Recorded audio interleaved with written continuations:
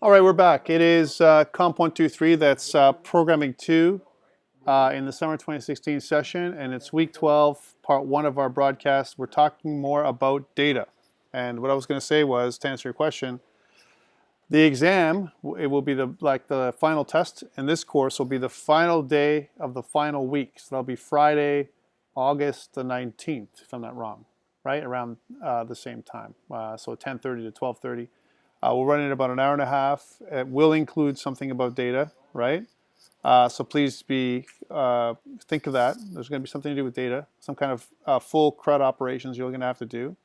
So that means you're going to have to do those 4 things. You're going to have to read from a database, you're going to have to create new data for a database, you're going to have to update some data, and you're going to have to delete some data. Now the data will be provided for you, so it won't be like you have to create a database and do this operation stuff. I'm going to go over the piece parts today again, because I think it's important. So let's open up what we did last week, lesson 11, and I want to go over the stuff we did. We're still not quite done. And then I want to see if I can switch everything over from what we did with the bridge, the ADO.NET to SQL Bridge, or link to SQL Bridge that we used, right? And we're going to move everything over to Entity Framework. We're going to talk about what that is in a second. So first of all, I'm going to open up my project. So I'm going to go over to COMP123, and it was lesson 11 from last week is what I'm looking at. Lesson 11. And let's take a look at how ugly this thing is right now. So we got this little student form, and then we have the list form. This is the list form. And again, we have these funky things. We got to get rid of those. That's part of it, right? We got to clean this up a little bit. And if I was to run it to see what we got so far, it looks like this, right? We got these little funny things here. So I want to do a couple things I want to review how we did the CRUD operations, right? So again, CRUD, I know I really don't like the acronym CRUD. It sounds terrible, but it's used by everybody in doing databases, right? So again, create, read, update, delete. We're going to do that again. Let's take a look at the student list forms. The list form itself, that's the first piece of it. Yeah, we're not going to answer that one now.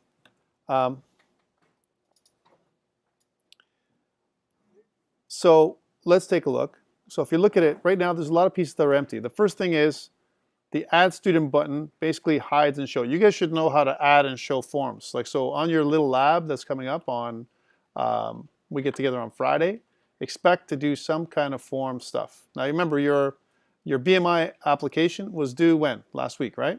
No, Was it due this week? Is it due this Friday? Okay, so look at that goes. You have some time to put things stuff together, right? Again, it's very simple. It's way easier than using a calculator. That calculator example was way harder, the one we did, than the BMI form. The BMI form is very straightforward. It's one simple calculation, and you guys have seen UI enough so that you can combine it to create something. And I would get on that if you haven't started, which I know some people haven't. Get on that, create it, and get going. We talked about how the activated event handler, the activated event from a lifecycle perspective, was probably the better event to fill up the data from the table. Remember, we have our student grid view, students data grid view, this one, right? And on our activated event, all we're doing is we're taking the student adapter, or the table adapter, and we're using the fill method to fill it with data from the data set, the student's data set. Okay, this is one way of doing it. There's many other ways of doing it. We don't have to do it this way. We can read the data just like we did using link to SQL. That's another way we can do it. We don't have to do it this way. But we did it in the activated because every time that form comes up, we wanted to update the data. Otherwise, if we did it in the load only triggers one time. So the load method, when after you load the form up again, it comes up again one time. Then it's never done again. That's why we put it in the activated method. Okay, this is cool. When I click on the button, this is where we've been working on this piece, right? So every time I click on the button, I want to send information to the other form. And this is what this one is doing. So when I click on my cell, and this would be, if I go back to the student list form, I click on the details button as an example, right? Then what it's doing is, it's the wrong one. What it's doing is it's basically saying this: create a new details form. Remember, this form The second form is being created from within this form. So if this form first kicks off, I got my student details, my list, and then when I click on the add button, it generates a new form. This is, and then same thing if I click the details button or the edit button or the delete button. It always generates a new form, okay? I pass in a reference to this form so that way if I have to come back here, which I do, I can go back there and re-show this form again. That's the trick behind that, right? And then one of the things I'm saying is I'm passing in, when I say form type, this is just a property I defined. The form type says, what kind of form is it? That's how I'm switching it on the details form, 4, 5, or 6. If it's number 4, I just made it so that I use a little enum to help me keep track. Number 4 is details view. Number 5 is edit. Number 6 is delete. And I did that by column. So column 4, column 5, and column 6. And if you see the details, the list over here, so move this over here to make it clear, kind of complete. If you see the list, you can see that this would be column 4, even though you count 1, 2, 3, 4, and the 0 column is not being shown because again it's like an array, we use 0-based counting. The 0 column is the student ID, which we don't want to show. Why do we care about what student ID it is? It's just the first name, last name, the student number, the details, the edit button, and the delete button. And that's what we show. So 4, 5, and 6, that's how we do it. So when I pass in the column that I've clicked on, that goes to the next form that tells the other form, it's column 4. So because it's a details button, then do this. Change the details form to look like this. Take away this button, show this button, restyle the form like we showed last time. That's what it does. And then we show the new form and hide this form. So that way we just put it in the background so we can come back to it later on. That's what we're doing. When we get to the student details form, this one, if I want to start with the details view, again, this is a generic form that I'm using. It's called new student. I could have called it anything, right? And then what's happening is when I come in here and add a student, this is the default view. But when I come in and do an edit, I change the title and I change this label and I change the button so that it says update as opposed to submit. So I just changed the text. So it looks like another form, but actually it's exactly the same form. I'm reusing the same material over and over again so that way I don't need to add more code. Now this was very complicated, this piece. But there's two pieces to this. One is the submit button click event. The click event does different things according to what I'm sending over here. And depending on the form type, right, I'm doing different things. And I've recorded all this stuff for you to know how I do it. But one is, on load, I decide if it's a form that's a details form, an edit form, or a delete form, I want to read the data from the table for only one student, first or default. First or default says, hey, read the data from the table, right? So I'm going to use the from statement. So here's my query, right? My link query from student in DB students, where my student ID is equal to the student ID, the one that I passed in from the other form. Remember how I did that, right? If I go to my list form, I find the student ID from the Datagrid view. The Datagrid view has the student ID. It's just hidden. And all I'm doing is taking the row that the student ID is in, and I'm passing this information over. Now, do you have to remember how to do this?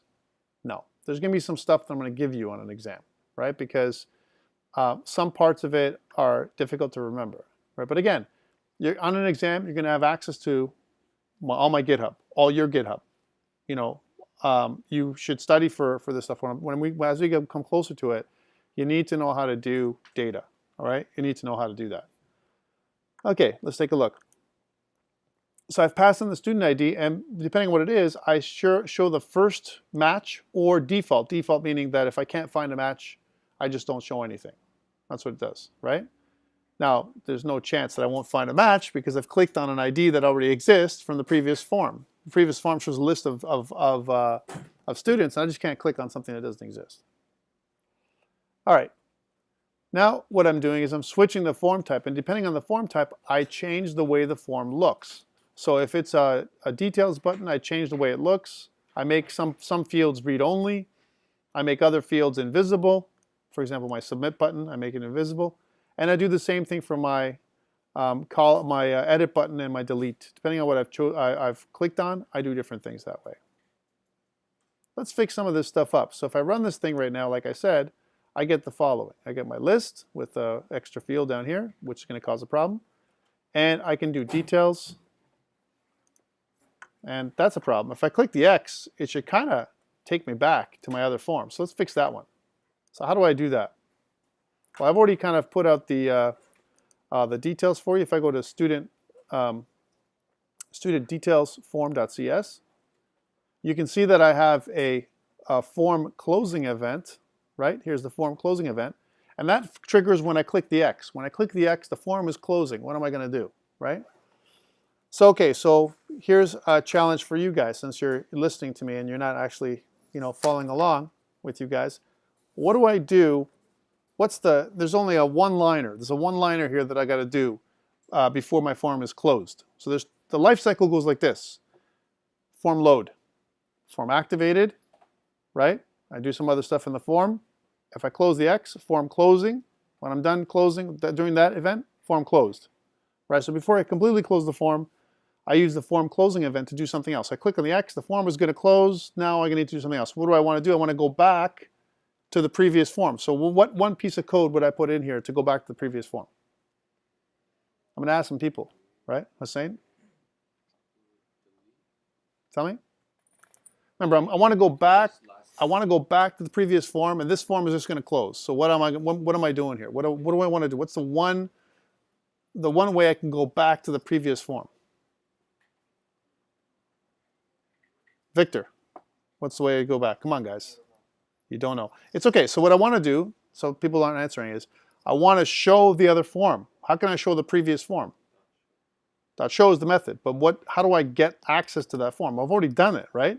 I've already kind of stated when I created this form that the student list form, I made it a property and I set it, right? When I went to the student list form.cs, when I go there, I send over a reference to the previous form. When I say this, if I say student list form is equal to this, I say make a reference to the current form, which is the student list form. So all I have to do then, if I go back to here, is just say this dot student list form dot show. Now you might say, well, hold on a second. Well, what about this one? This is closing. Do I do anything with this form? No, it's closing. When this closes down, it's it's going to go poof, poof. It's going to be there for a second. But when I generate another form request and I use the same form, I'm not making a new object. I'm replacing the object with the new one that I'm going to click on. So this is all I have to do. Let's check this out.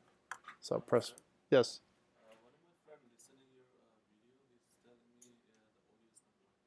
Audio is not working. That's bad.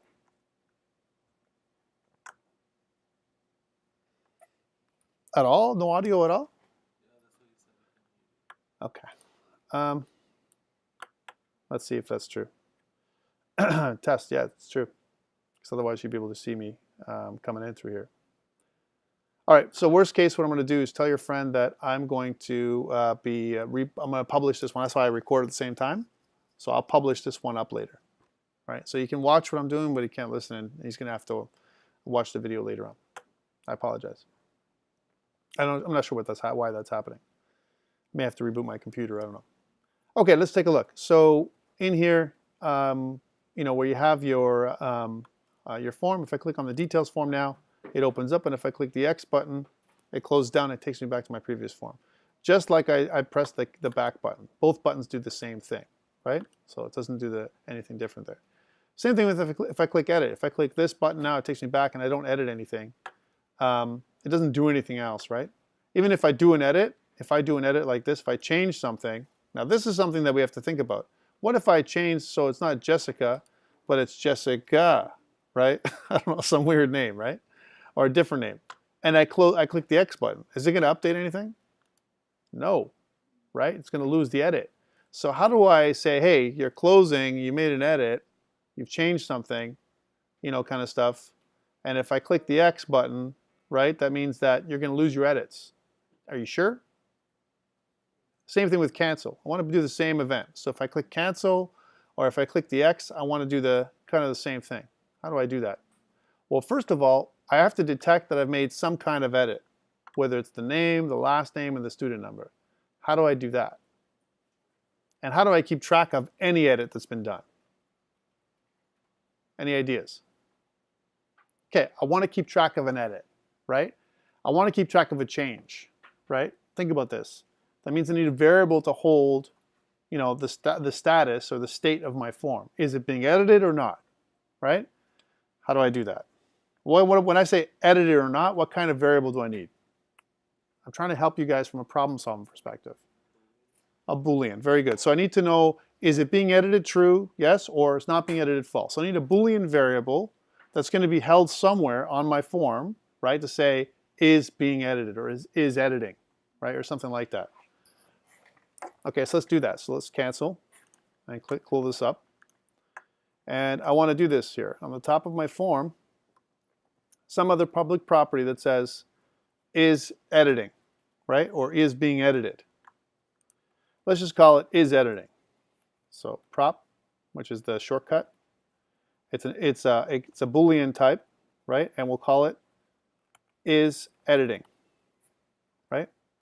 We can say is being edited too, right? If you like that more. Is being edited. Or has edits. How about that? Has edits. Might be better. So has edits. There we go. So if it has edits, we want to give the user a warning and say, hey, by the way, buddy, you're going to lose your edits, right? Are you sure, right? Okay, the other thing is, by default, what is the value of my Boolean by default? Is it true or false? Huh? False, right? So what I want to do is I want to go down here, right? And when I click the form, so here's my student details form, when I click one of these buttons, so my first name, and I edit it, if I check changed, one of these three things, has edits is true, right? Now remember, I also want to come back here, and when I click this, when I start doing this again, has edits will be false, right? So I'm going to just double click one of these to create the event. And then I'm going to rename it, and I'm going to point all these ones to the same event. So if I have an has editing event, it's going to just change it to true. That's all it's going to do. All right, so let's do this. So double click. It's going to create an event. First name, text box, text changed, right? And let's rename it so that is, you know, we'll just call it text box text change. So instead of just first name text box, it's any text box that's being changed, right? And we'll call it form text box text changed. All right, so we'll rename. When you do a rename like this, you're renaming. I'm refactoring is what it's really called. So I'm going to say really what I want to change this to is form text box. Any form text box. So form text box text changed. Okay, that's what it's called. So if this fires, if this triggers, what I want to say is this, and then I want to say has edits, right? Has edits is equal to true, right? Because if anyone triggers this thing, we have edits. And then I should ask the user, are you sure you want to cancel or close because you're going to lose your edits? If he says okay, don't worry, let's lose the edits. If he says no, maybe he made a mistake or she made a mistake, we want to stop the closing of the form or stop the canceling from happening. Okay, how do we do that? All right, so has edits is true. Let's point the other ones there too. And the way to make each of these, right, I'm just going to bring up the properties for a second. The way I can make each of these text boxes point to the same event is click on the text box you want to change, go to the little lightning bolt, and where it says text changed, instead of double clicking the text change event, pull down the one that already exists, which is this one, form text box text changed. So the one that's generic. Same thing with this one. So I'll put down the same event. So any one of those events that are changed, I want to keep track that, hey, one of the form text boxes changed. That means I have an edit. Some kind of edit happened, right? Okay. Okay, now that I have an edit, when I click the cancel button, I already have an event, but instead of doing this, right, my cancel button click event, or my X, which is my form closing event, one of the two, it's going to access a method that's going to say, are you sure, right? So we have to make another private method. I'm just going to put it somewhere in here, doesn't matter where, right? And I'm going to call it my private void, right? Kind of a cancel confirmation, right? event. So cancel confirmation method, right? That's what it does. And the cancel confirmation method is going to pop up a dialog box, right? Which is a little message box, right? Remember how message box works. So you do message box. Here's message box. Message box is like an alert that comes up. That's what it is. And it has several different constructors, right? So here's my message box. One of the constructors has the name of the event or the name of the message box. So for example, are you sure, or message box confirmation. So we'll call it cancel confirmation. That's one of them. And if you can't remember which one it is, by the way, don't worry about it. We'll remember. We'll put it up the details here. Okay.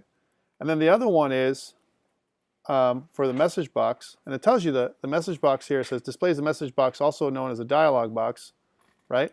We want to do the show event, right? So we'll say .show.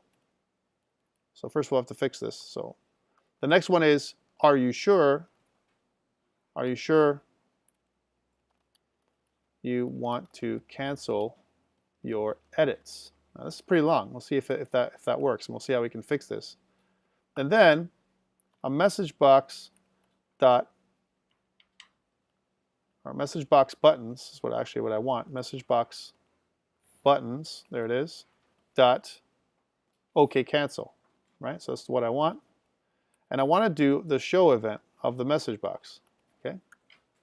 Show event. Okay, I got a problem. How come it says displays a message box, right? And it says non-invocable member message box cannot be used like a method. Well, of course not. I got to call the message box. Message box.show is what I really want to do. Right? So actually, I should be this, not the way I wrote it, because I wrote it kind of funny. I kind of wrote it like funny backwards. Let's fix that. And one day when my VMware comes up, this is good. I mean, that means you can watch it. So this is wrong. All right. And again, if I want to see what the show method is, the string text, the string caption, right? And then the message box buttons. That's what I'm using, right? Now, it's going to return something. This show event is going to return a dialog result, right? So let's do the next part. So I want to say dialog result. We're just going to call it result is equal to whatever the message box.show gives us, right? That's what this thing is going to give us. And depending on what's going to happen, this cancel confirmation, right? Depending on what's going to happen is we want to do an if statement, just like we've done before. We're going to say if result.ok, right? And it's dialog result.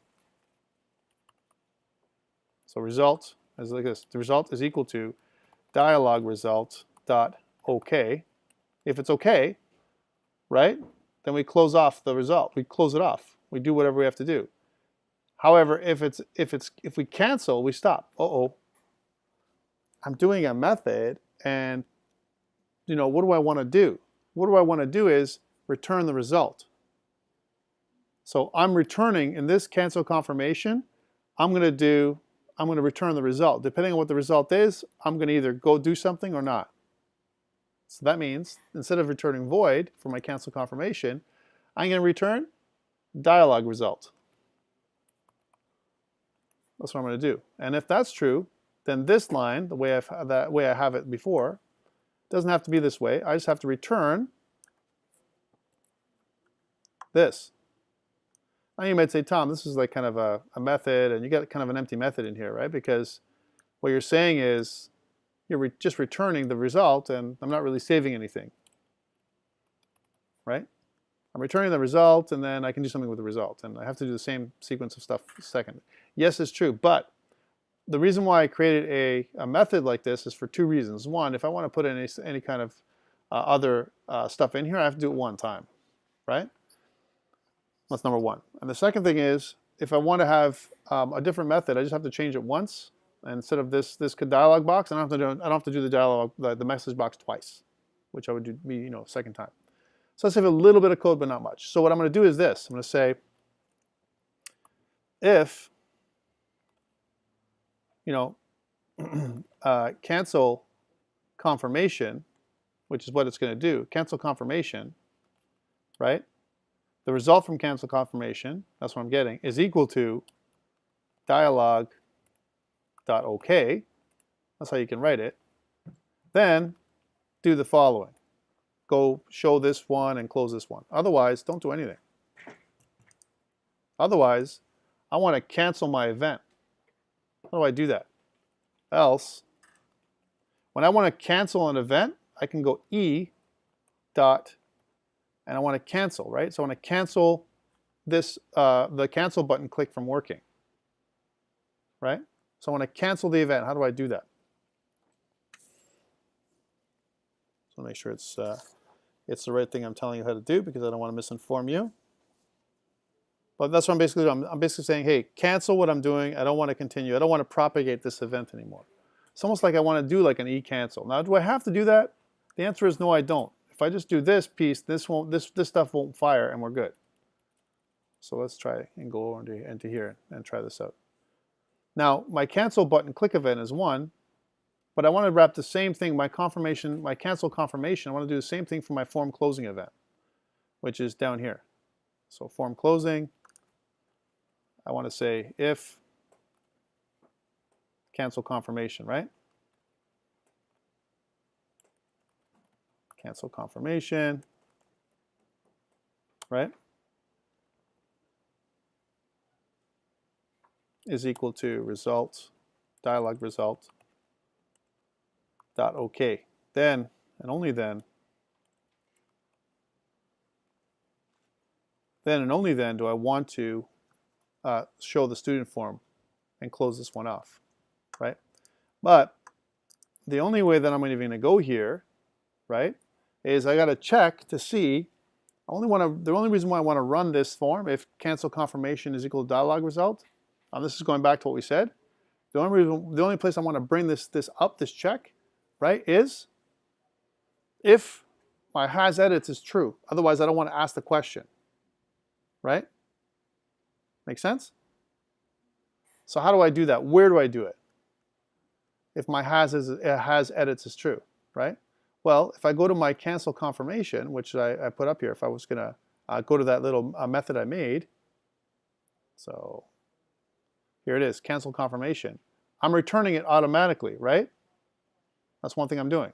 So that's one. One reason is if, here's my return statement, if my has edits, this dot has edits, right? If it's true that it has edits, then do the return. But now I'm going to get an error. Why am I going to get the error? Because I may never have a return if it doesn't have edits, right? Notice I have this thing, it says student details cancel confirmation, not all code parts return a value. I need to return a value if it's not true. So if it has edits, I'm going to return this. If it doesn't have edits, which is an else, what I really want to return is return dialog result.ok. That's what I really want to return. So I'm returning saying we're good. Dialog result OK means it's the OK result. We don't have any edits, so don't ask the question. Don't bring up a response at all if it's OK, right? So that pop-up message won't come up if there's no edits. If there's edits, it'll come up and it'll ask you the question, and it'll return whatever the result is going to be. Otherwise, it'll automatically return an OK, which will skip through this part down here. This will be true, right? And then it'll just do this stuff. Won't even ask you the question. Let's try this out and see if it works.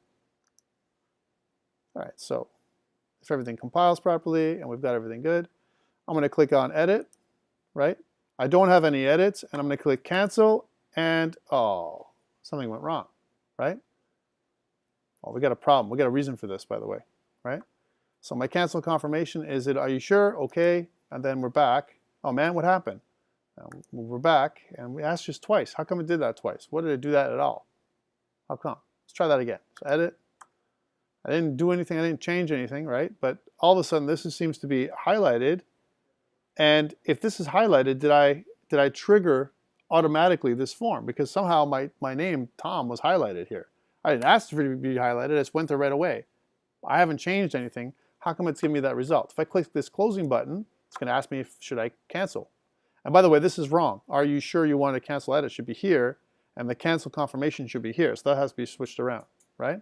So if I press OK, right, it's going to take me back, and it doesn't ask me for that one. How come?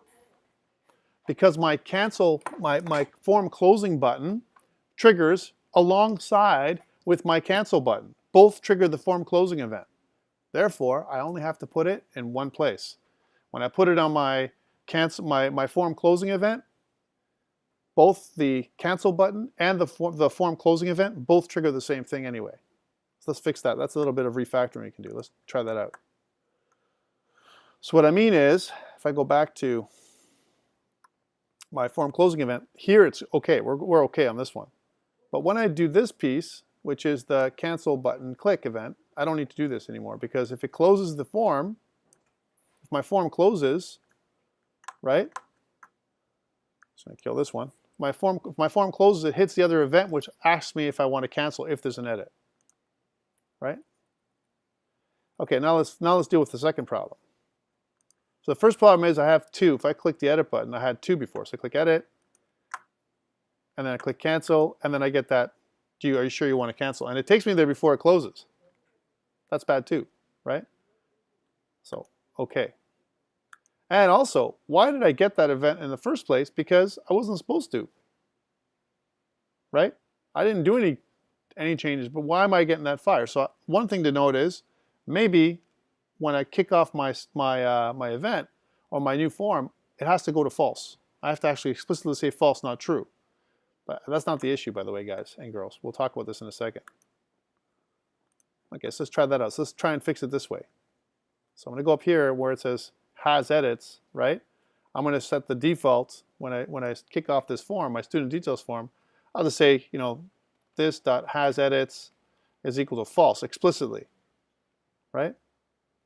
But that won't solve my problem. We'll see what I'm talking about in a second. Well, because when I go here, and if I click cancel, it's going to trigger this event anyway. How come? Because as soon as I go into that box, let's go back to details, or edit for a second. As soon as I trigger this box, which is on my student details list, my student details form, right, this one, as soon as I focus on it, I've changed it. That's the the form changed event, right? Huh. So how do I do that without triggering the event? And there's a couple ways you can do this, okay? One is, if I physically change the box, I do something different for the first name text box first, right?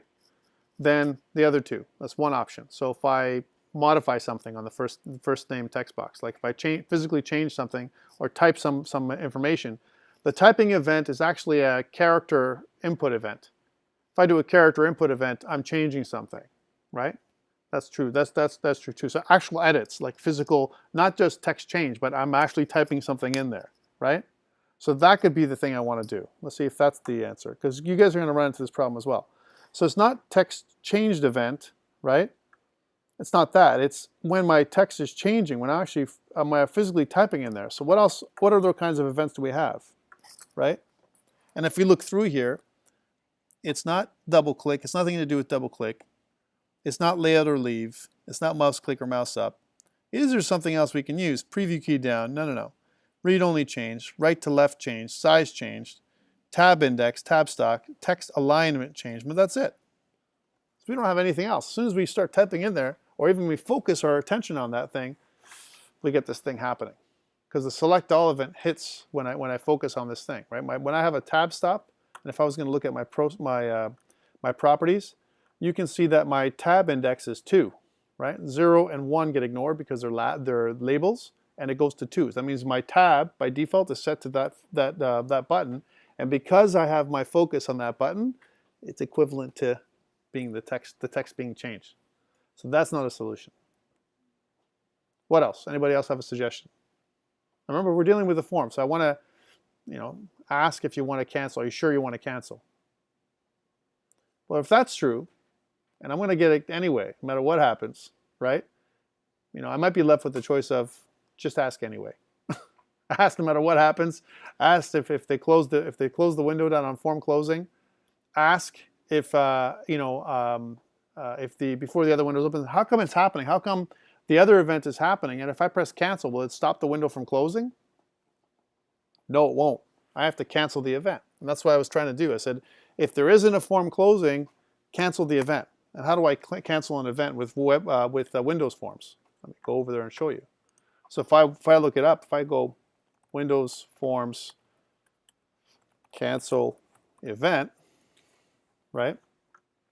And if I actually get some response from the web right now, it looks like it's really slow in this room for some reason, and we can't see over here. Here we go. So it's not the, I want to cancel event args, the cancel property, right? How do I do that? Well, there is actually a very simple way of doing it, right? So if you look at the details, cancel, right, is what I really want to do. I'm going to get the event args up here, cancel event args, right, for my closing event, right? And what I want to do is I want to cancel. And that only works on my closing event, right? Not my other event. So if I go back to my code, so here's my student details. And my student details form, I want to say on closing, form closing, which is down here, right? I want to say, well, if my cancel confirmation dialog box is okay, that's good, do it. Otherwise, else, cancel. Oops. Because my cancel event, what it's going to do is,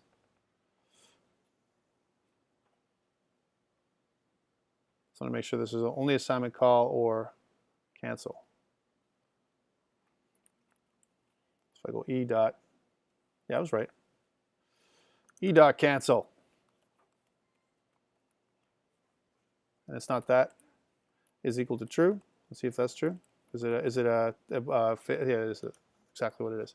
So what this is going to do is it's going to say, hey, if you don't want to close, if it's a cancel, then cancel the event from happening. Don't close my event down. Let's try this and see if it happens.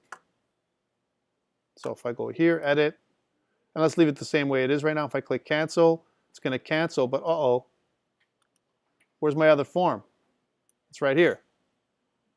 It still did that. It still like ran through the event where I kind of hid my form, right? So that's not good. How do I not get to that form at all, right? You got to figure this out. So again, I'm going to click my edit button, right? Here I am. And then I click this button here, and now this is okay. This worked out, right? And if I press cancel, it won't go. But if I click the cancel button, that's a different thing altogether, right? Why?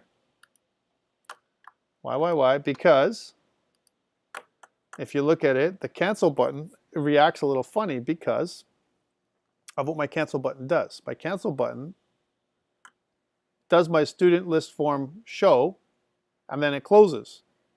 It does it automatically. I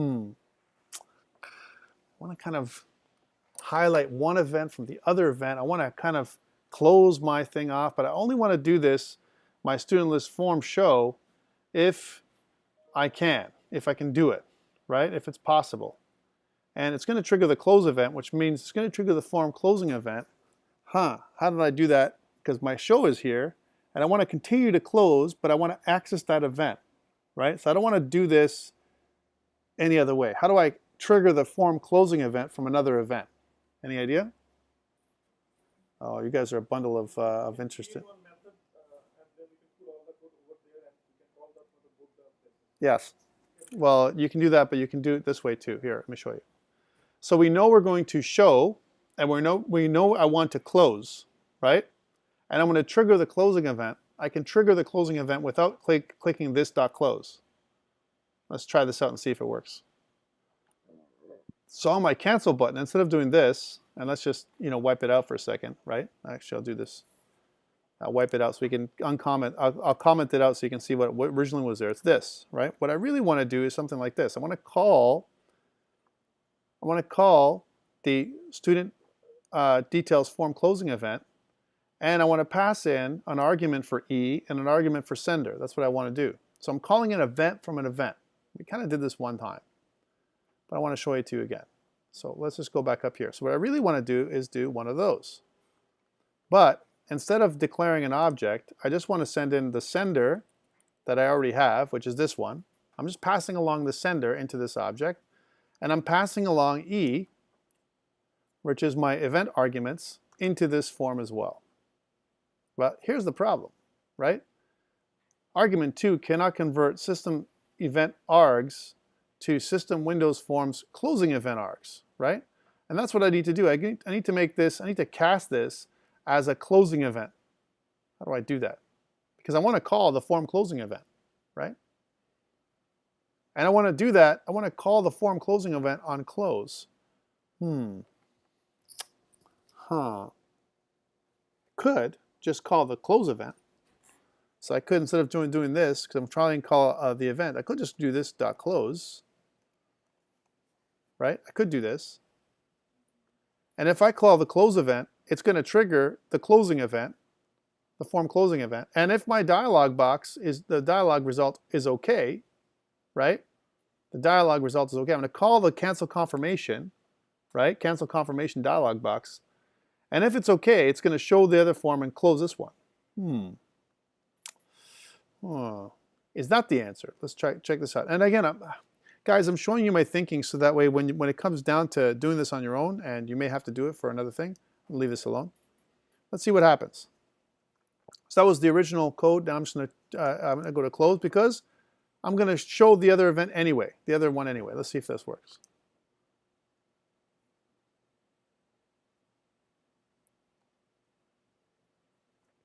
And again, this is just for one simple function.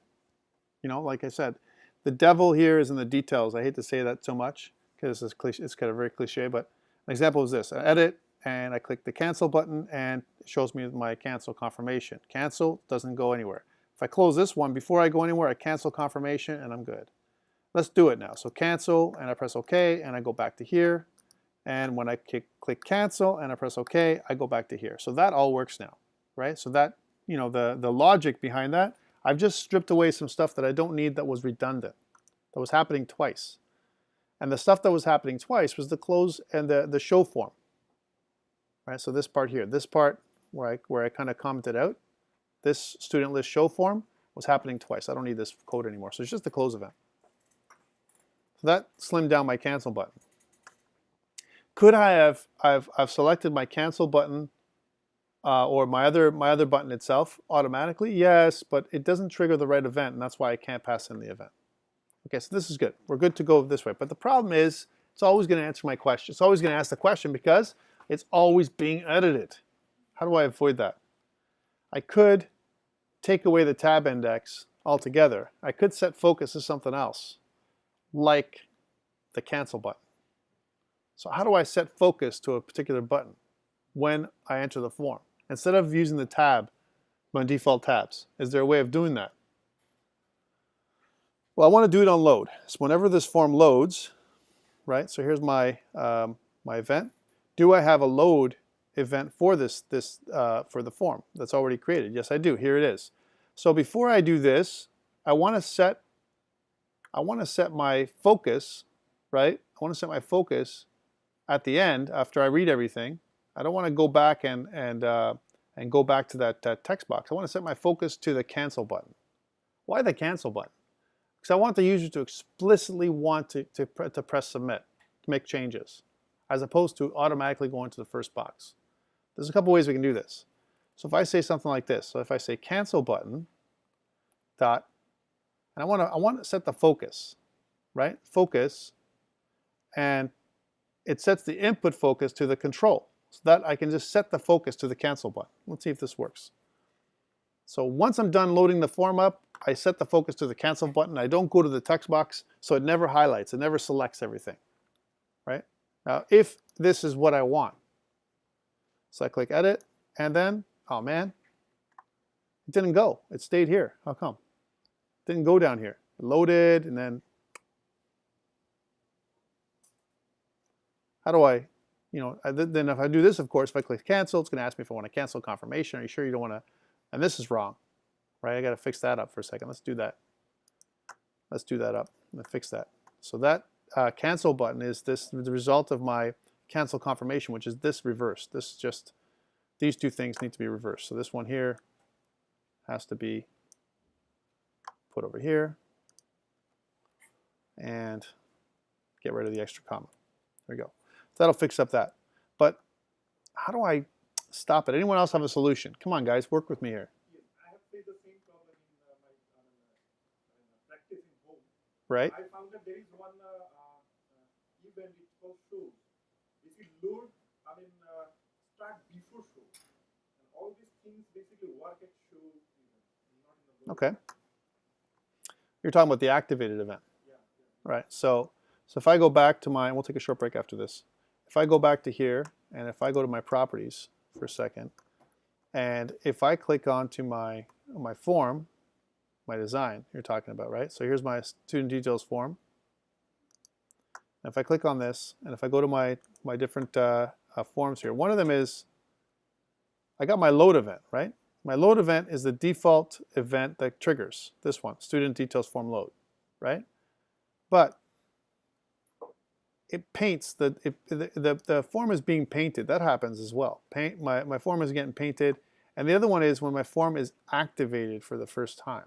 So my load happens on load, but when my activated happens, isn't that where the tab index is happening? So if I double click on activated, and instead of putting in up here, where I had my cancel button focus, I exit out of here. Let's see if you're right.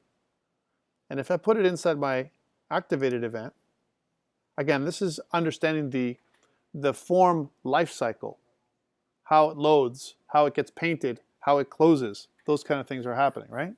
Let's see if this works. So run, edit.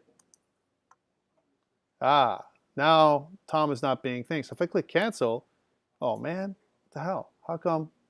What happened here? Well, here's another thing that happened that I want you to think about. This worked, actually, by the way. Your system worked. But I've already edited everything. Why have I edited everything? Because on load, right, when I loaded everything up for the first time, I edited it because I loaded everything from the database. That's another reason that I did this, right? So because I loaded everything from the database, then all my form been edited already. So I set everything up. So if I load everything from the database for the first time, what I want to do is has edits is false, right when I load my form. So when I first load my form. So that way there's nothing edited until I physically do an edit. Okay, let's try that out. This is all troubleshooting and everything else, right? So for us to understand how this works. Okay, let's go back. So I'm going back to here. So I load my form. And what I want to do is by default, I want to say something like only detect form text box. Form text boxes being edited after this.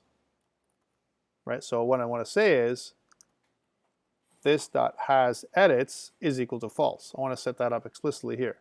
So when I load up my form, it's false.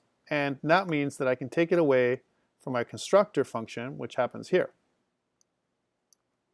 Because that doesn't make any sense to do it twice. All right, let's try this out and see if it works this time. So I load up my form, and it doesn't have edits right now, so I should be able to close it off and no problem. Right, that's fine. Okay, cool. Let's go back. I go here, and I didn't do anything yet. Cancel. I should be able to go back. But as soon as I cancel, I change something like Thomas Vanguard. As soon as I have edits again, then if I press cancel, it's going to ask me to cancel, which is what I want because I have edits. Hey, cancel confirmation. Are you sure you want to cancel your edits? Right? This is good functionality, people. Right? Because what I want to do is when you're building a web form, it's part of our validation to see. You want to give the user a good experience. You don't want the ability for him to go and cancel or go and delete and have no stops to say, hey, did you make a mistake? Like we make mistakes all the time, right? So ask the user, are you sure? As much as possible when you make your form. It's kind of like best practices. Okay, let me cancel my edits because I don't want those edits. Yes, I don't want to change my, my form. Okay, cool. So we've talked about that. And if I was to take away my set focus, let me show you this again to prove to you that this works and to check to see if that was the issue, right? Because we did on activated, right, which is the activated form way at the bottom here, We said when the form is activated, make the cancel button the focus. If we just to take that away, so we don't do anything on activated right now, and then if I focus on the form, is it edited? If I click cancel, will it allow me to? No, which is perfect. That's the way I want it. So I don't need the activated event, because the reason why I was activating all the time was because I was reading from the database. That was my issue, right? Okay, let's cancel this out. And now because this is good, we can delete my student details form activated event, because we don't want to have any extra code that we don't need. All right, so we're going to go back to my student details form, and we're going to go to my form active. Remember, the proper way to do activated is to just delete it from here. Hey, question for you. If I delete it from here, will this physically delete the method if I had stuff in the method? Guys and girls, don't take a chance here. I'll tell you right now, sometimes it does. So if I get rid of this, the event reference, and if I go back to my event, my student details form event, you can see that that is gone. So anything I had in there would have been gone too. So now I have the perfect way of checking to see if a form has been edited. I got this part. So even if I haven't done anything, if I click cancel, it won't work. But if I go in here and go Thomas, right, as an example, and edit something and I click cancel, it'll ask me for my cancellation, right? All right, these are good things. These are all good things that we've done. And like I said, I want you to think about it. When I review your work, one day I'm going to give you something more complex to do, like on an exam. I'm going to ask you for some validation. Part of the validation I'm going to ask you for is, hey, is this a good user experience, right? Even on the next course, when you do Programming 3, when you're going to do more UI stuff with Programming 3, you're going to have to think about these things from a UI perspective, user experience. Any questions so far about why I did that? Like why I did all that rigmarole? That was like for one little function, right?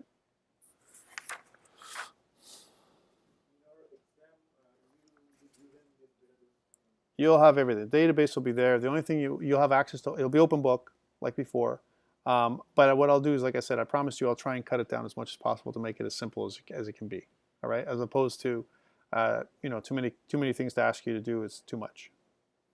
Okay, one more thing. I want to change my data grid before I go from the other one. So here's my student list form, and what I did before was when I changed my button, right? So on my student form load, this load event, which is happening right here. So when this form loads, what I wanted to do actually is a couple things. I want to make sure my grid looks a little different. Remember I talked about this? And here's what I want to do here. I want to start doing something like this. And I want to say, let's first of all describe which button I'm choosing. I want to take away my headers from my details. So you know how it says details, edit, and delete?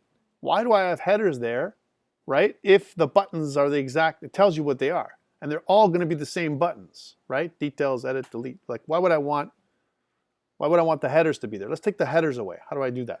Again, this is just cosmetics. So I'm going to say data grid view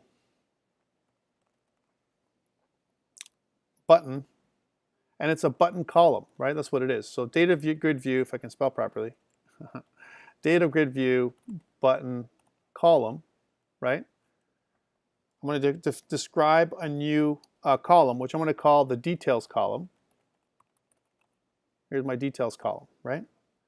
I'm going to make that to a data grid view. I'm going to cast it, data grid view button column, and I'm going to cast the one that I already have, which is the student data grid view column details, right? So I'm going to say student data grid view dot column, right? And then we're going to say in brackets details. I'm going to use this is the dictionary method of getting a row or an index from an array. It's the columns array. There's a columns array, and all I'm doing here, or a columns list, and I'm looking at the details column, and I'm saying that, hey, my details column itself, this variable, is actually equal to the details column that's inside my data grid view. I'm just getting a reference to it. That's all I'm trying to do. I'm latching onto it. Remember, I cannot do anything to any a UI element without having some kind of reference. And this is the way I do it for data for columns. Well, if this is true, and I want to set up my other variables here in my event, I want to get one for the edit column, right? And I want to get one for the delete column. So then I can turn them off. Once I have access to them, I can do something to them, right? So I'm going to copy this line. You'll see what I'm talking about in a second. And again, this is just cosmetics. So instead of details, this is called edit, and this will be the edit column, right? And instead of edit, I want to have the delete.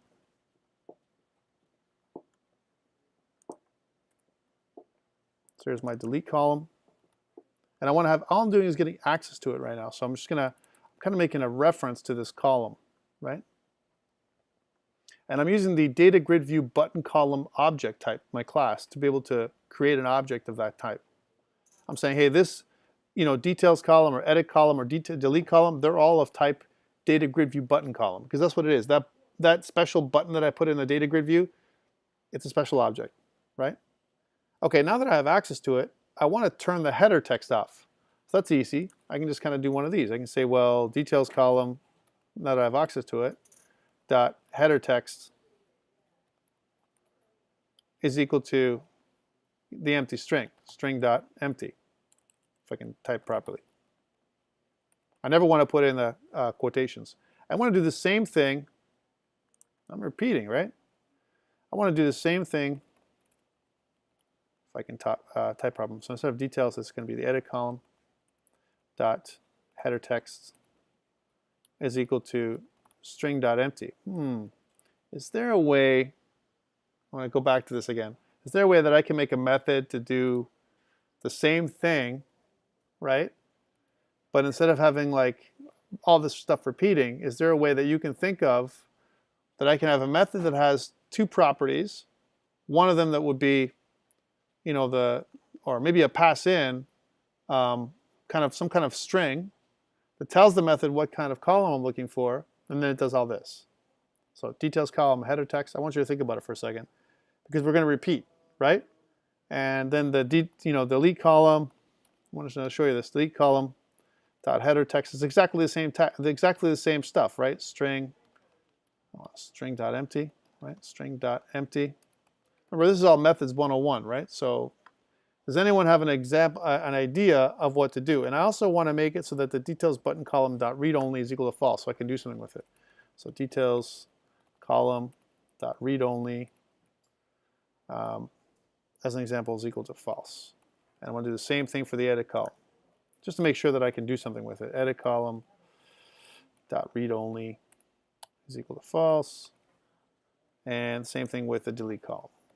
So how do I change this? How do I refactor this so I have only one of these cases, and I want to be able to, it's kind of easy, but anyone have an idea of how to refactor these three things, which is exactly what this is going to do to show you what it does, is take away the column. So if I go to run this thing, then no more columns. I don't want that anymore, right? How do I do that, but I want to do it with one method? Any ideas? Come on, guys. Think about what you're doing here. And this is killing me, right? Well, whatever the column is called, we don't care about the variable, right? The variable is contextual to us. But we do care about this. This is the only thing that changes every single time, right? So therefore, if I pass in this in a string to a method that does all this, and who cares what this is, we'll call it column, my column, or Datagrid view column, or whatever. Yes?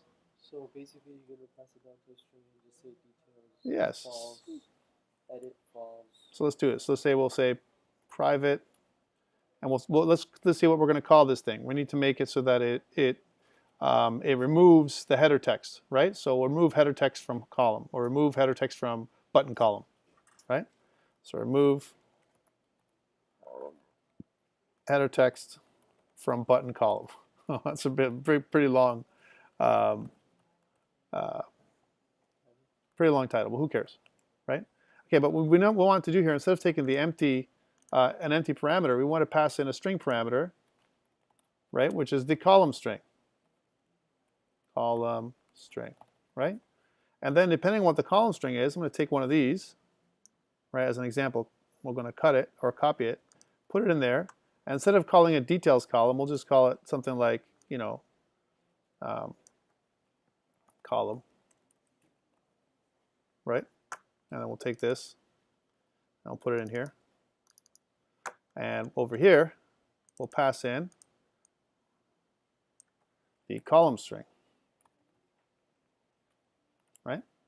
That's the only thing that's changing. So this is all the same, right? And we don't need any of this. We do want to do it 3 times, right? So we want to call this function remove texture and button column, you know, for each of the objects. Let's do that. So we'll say this dot remove texture and button column for the details column. This is how you do it. And then this dot remove, and it's also more descriptive.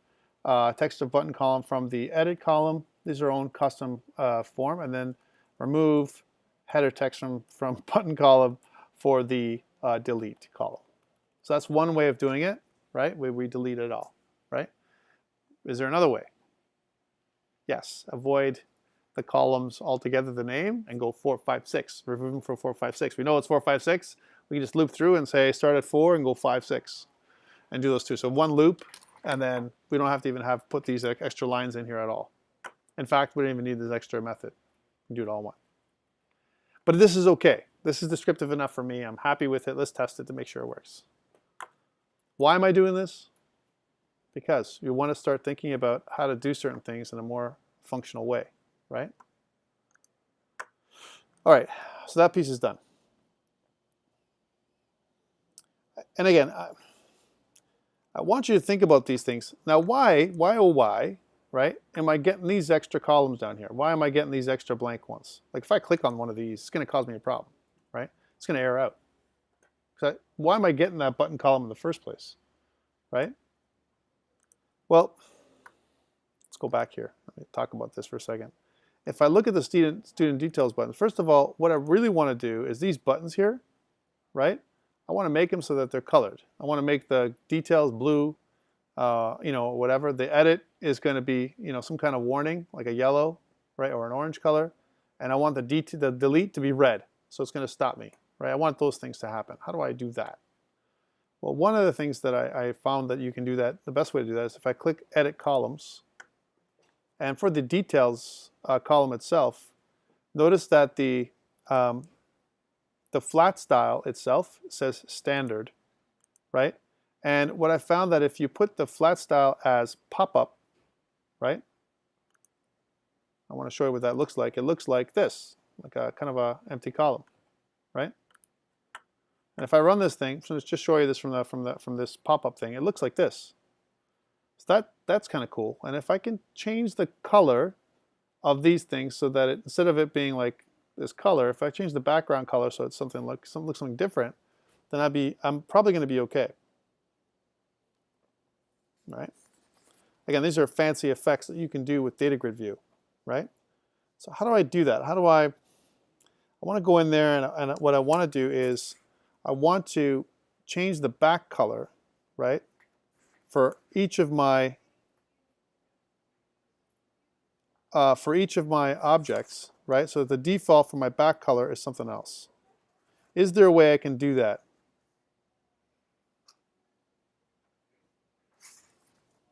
Well, there's a way. There's a way. And the way to do that is if I go back to my code, right? Remember that I have access to my delete and all the different columns, right?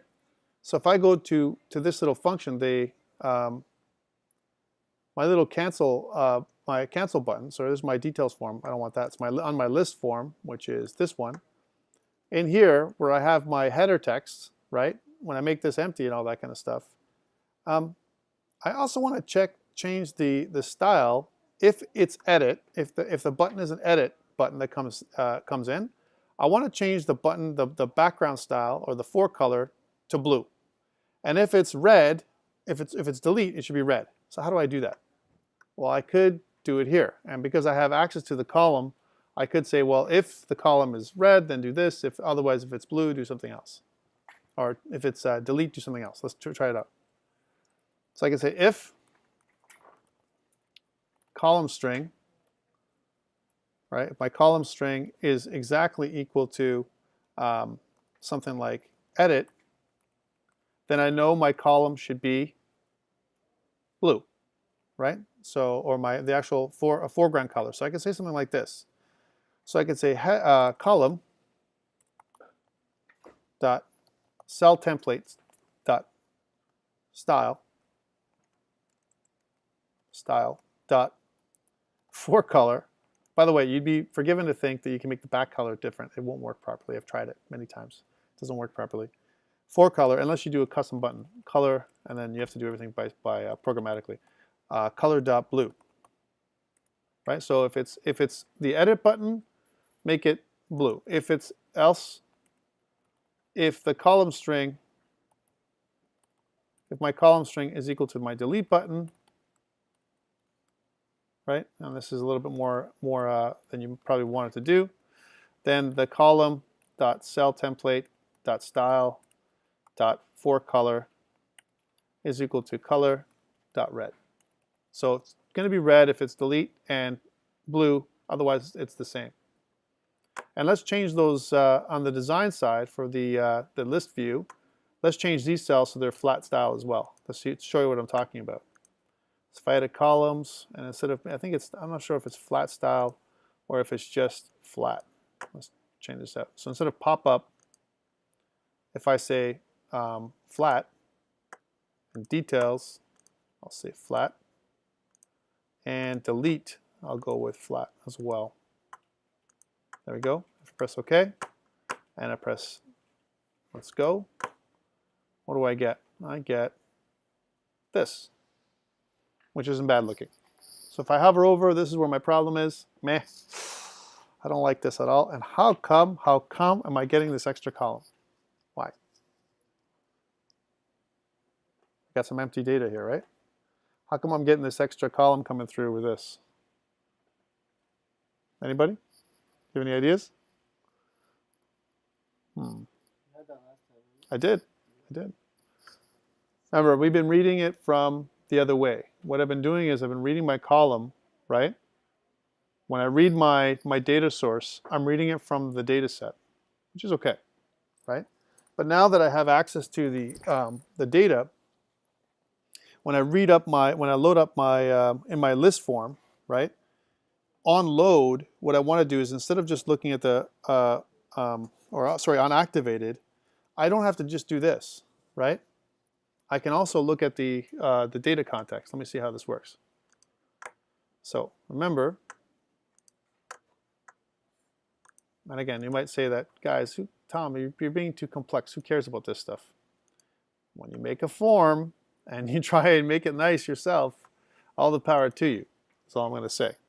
So this is how you can override this stuff. And this is what I would do. So we access the student data context. And we call it DB, just like we did before. And we say new student data context. So now we have access to the database. And what I want to do here is I want to do exactly what I did before. I want to say var, or in this particular case, student, and we'll say student list is equal to, I want to read everything, right? From db.student, from student, that'll be okay, in db.students, I want to select students. So I'm selecting all the students. And I want to convert this to a list automatically. Uh-oh. If I did this to list, and if I make this var for a second to understand what this is, if I hover over this, this is a list of students. That's what I need here. Remember, var gives me the dynamic way of declaring a variable. So I could, what I'm really doing is saying, I want to make it a list of student type. That's what I'm really doing here, right? List of student list. And then what I'm going to do here is I'm going to say students grid view dot data source, because you can do it manually, is equal to student list. What this does, well, I don't even need this anymore, right? What this does as it loads up is it accesses the database to get access to the student list itself and fills the table container with it. Let's see what it does just by leaving it alone and see if I get an error. If I run it now, those tables gone. So now I've got my complete little table that looks nice. Here's something. What about all this? What's all this stuff going on, right? I can do this where I can highlight my entire table. That's also something that's bad. I don't want to highlight nothing. This is ugly. I'm just telling you, this is the deep details about how to fix your Datagrid view, because the Datagrid view is kind of crappy, right? Unless you can do something with it like this, right? Now this looks kind of neat. I can kind of do details. Go back here. I can go back. I can go edit, and I can go back. I can cancel. I can go delete. If I try and click delete, it's going to say, "Are you sure?" No, I'm not. Right? Because all these little changes we put into place to make sure it's good. But now I'm left with one last final thing, guys and girls. This. I can do this. I don't want to do this. I never want to do this. I think it's ugly, right? How do I get rid of this? This is like a selection. It's almost like I can select a whole table, right? And from this perspective, it looks nice, right? But what does this do for me in my current context? Like, my current context doesn't mean me to select anything. So how do I get rid of it? Well, I'm going to take a short break, and when we come back, I'll do that, and then we'll talk about EF a little bit, the entity framework a little bit. So I'm going to cancel this, and we'll stop.